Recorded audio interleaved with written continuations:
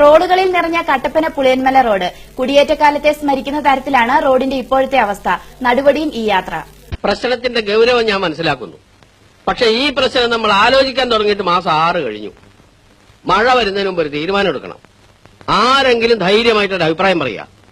നമ്മുടെ പഞ്ചായത്തിന് കുളം വേണോ റോഡ് വേണോ? നമ്മുടെ പഞ്ചായത്തിന് കുളവും വേണം റോഡും വേണം.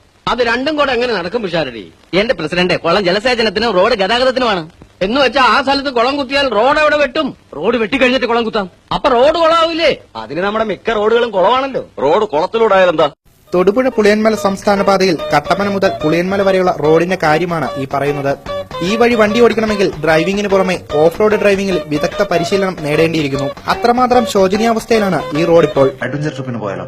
ഇവിടെ അഡ്വഞ്ചർ ട്രിപ്പ് ബെസ്റ്റ്. ചുമ്മാ പോവാ നീ. അതാകുമ്പോ കുട്ടിക്ക് ഡ്രൈവിംഗ് ഒന്ന് കാണാലോ.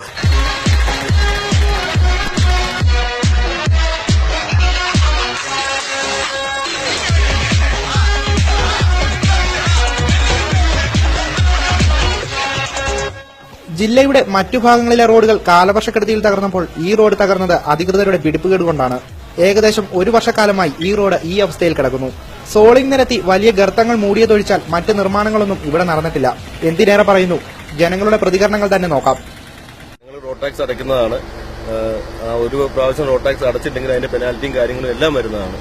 എന്നാൽ അധികാരികൾ ഈ അടയ്ക്കുന്ന ഈ തുക റോഡിന്റെ മെയിന്റനൻസിന് ഉപയോഗിക്കുകയാണെങ്കിൽ വളരെ നന്നായിരിക്കും. കാരണം ഈ റോഡിന്റെ വളരെ ശോചനീയമായിട്ടുള്ള ഈ അവസ്ഥ കാരണം ജനങ്ങൾക്ക് ഒരു രീതിയിലും ഈ പുളിയമ്പല മുതൽ കട്ടപ്പന വരെയുള്ള റോഡിലൂടെ സഞ്ചരിക്കാൻ സാധിക്കുന്നില്ല.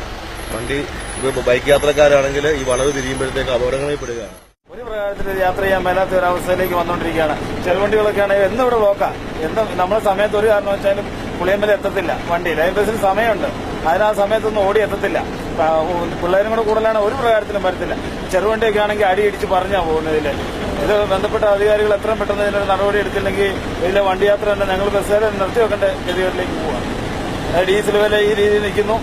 എല്ലാം കൊണ്ടും ഒരു പ്രകാരത്തിൽ ഇത് നമുക്ക് വണ്ടിക്കാർക്ക് മുതലായാലും ആൾക്കാരുടെയും നടുവോടിച്ചുള്ള യാത്രയായിരുന്നു മൊത്തം.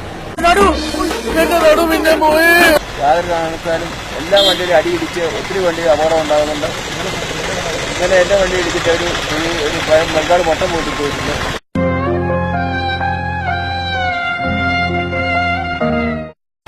ടൂ വീലറിന് ഭയങ്കര ബുദ്ധിമുട്ടാണ്.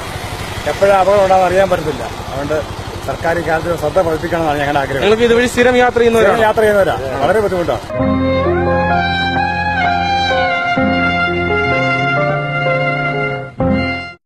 ഇന്ധനവില വർധനവും വാഹനങ്ങളുടെ മെക്കാനിക്കൽ പാർട്സിന്റെ അധിക വിലയും വാഹന ഉടമകളെ നട്ടം തിരിക്കുമ്പോൾ ഓരോ ദിവസവും പുതിയ നിയമങ്ങൾ പാസാക്കുന്ന അധികാരവർഗം ഓർക്കുക. വാഹനത്തിന്റെ ടാക്സും മറ്റ് നികുതികളും ഒരു ദിവസം പോലും താമസിക്കാതെ പൊതുജനം അടയ്ക്കുമ്പോൾ അവർക്ക് വേണ്ടത്ര സൌകര്യങ്ങൾ ഒരുക്കുന്നതിൽ വേണ്ടത്ര ശ്രദ്ധ ചെലുത്തണം.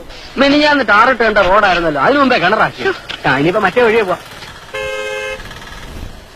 Nandu AC, Idukki net news, Kattappana.